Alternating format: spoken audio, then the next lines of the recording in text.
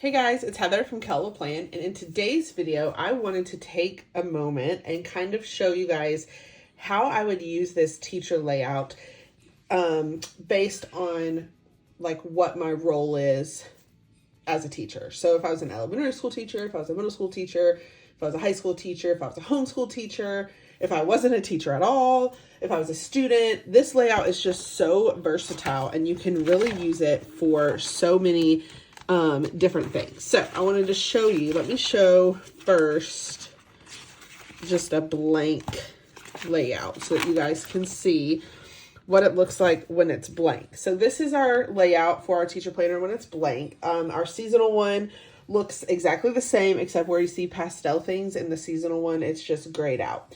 So you technically have 5 rows. The lines dividing each row are very thin. They're slightly more bolded than the other lines, but like barely, because I wanted to make it where you could easily readjust these lines if you needed more than just 5 boxes. Excuse me. These are technically meant for you to label each row, but you could also use these a little bit differently. So let's just jump in so I can show y'all some of the ways that I would use this planner. So I've set up a couple of spreads. I've only done it on the left side just because I didn't have time to do a whole spread, but it'll at least give you an idea.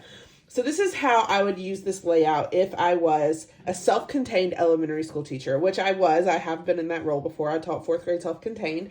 So this is how I would set it up if that was my role. I would do the 4 important subjects. Of course, you're teaching other things besides this, but I feel like these are the 4 main things that you really have to like go in depth with your lesson plans.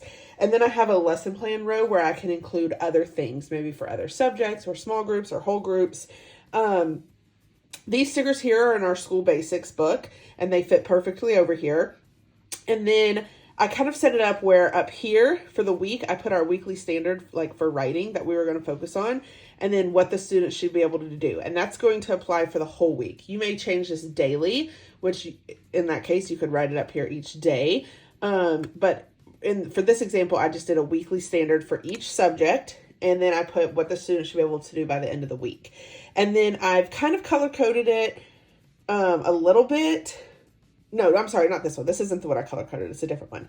But I use these. So here I put WG and SG. That's for whole group, small group. So this would be where I would write out my whole group lesson. And this is where I would write out my small group lesson. Same thing for math. And then down here, I have my 4 small groups, A, B, C, D, whether you want this to be reading or math or however you want to do small groups.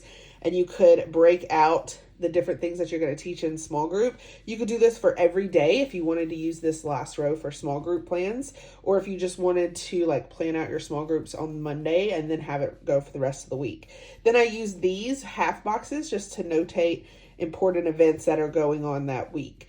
And then you can use your dot stickers to write out other lesson plan ideas. I know most teachers have to submit their lesson plans digitally now, but it's always nice just to have a quick overview in your planner. And then you can really dig in deep in your digital plans. So this is kind of how I would set it up if I was an elementary school teacher. And then of course you still have this side. So over here you could write down like your to-do list and things like that. And then if you don't need Saturday and Sunday, you could cover them up and use them for something else, or you could use them to plan Saturday and Sunday.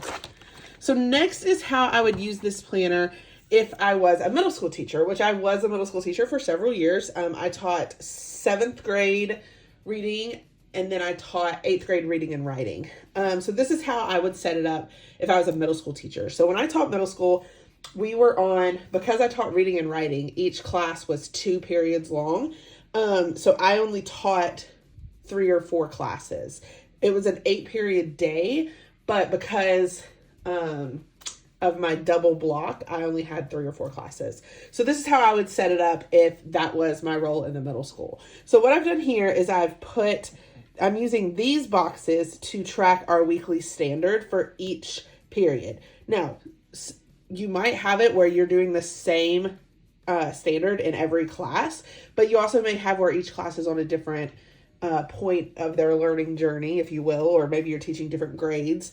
So you might have a different standard for each one. So here I did it where these 2 are different and then these are the same, just to kind of show you. And these stickers here are in the Teacher Basics book.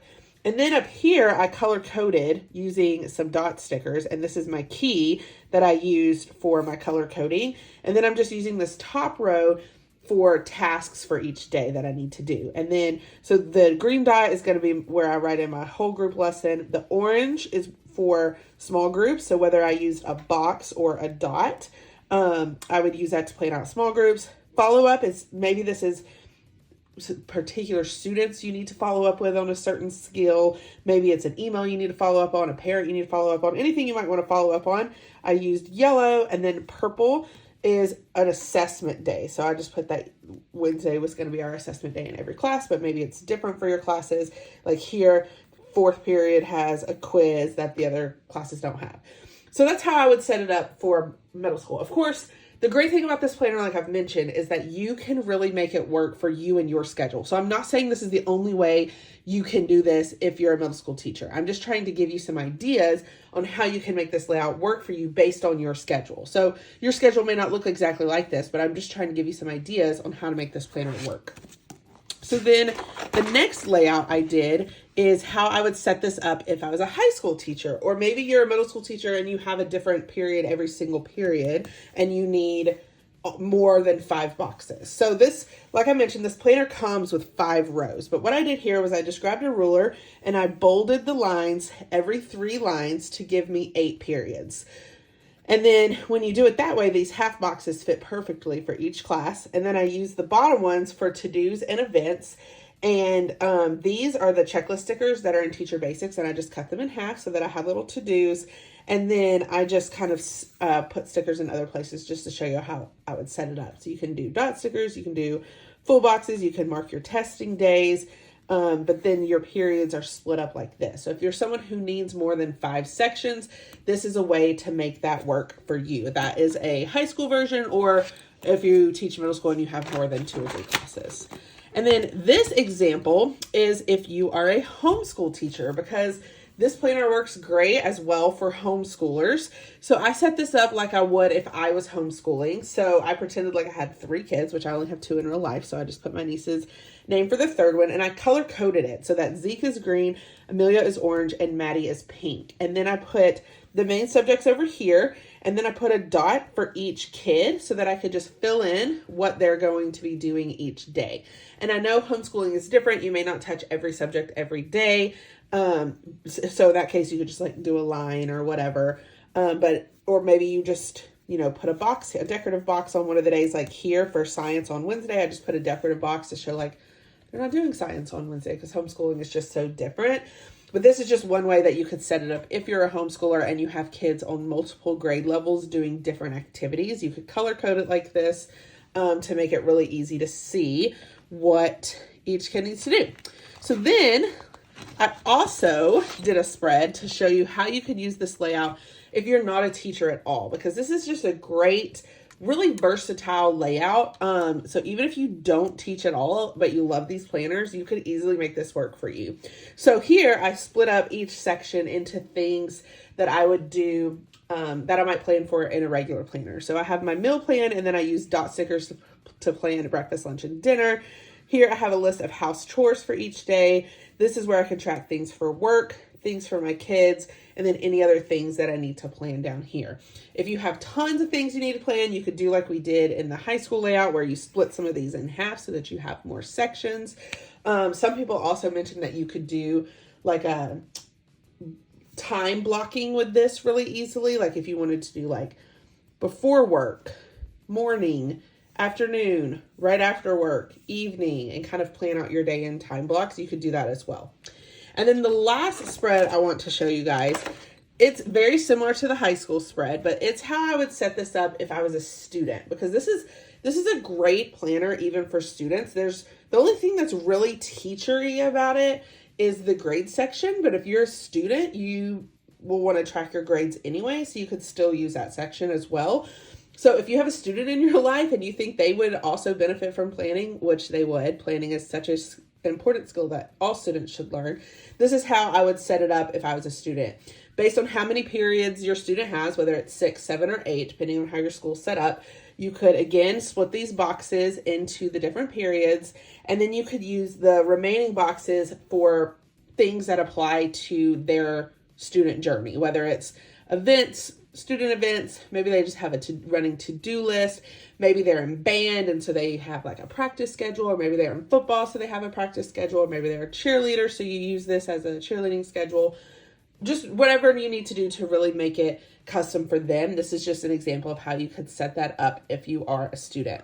So I hope that this video just inspires you to get creative with this layout, try different things, and really make it work for you. The great thing about a planner is just because you set up your layout one way, 1 week, it doesn't mean you have to do it that way forever. If you don't like it, the next week you can set it up a different way, and so on until you find exactly the way the planner works for you. And I love that this planner is so versatile, so easy to customize, and you can really, really make it work for you.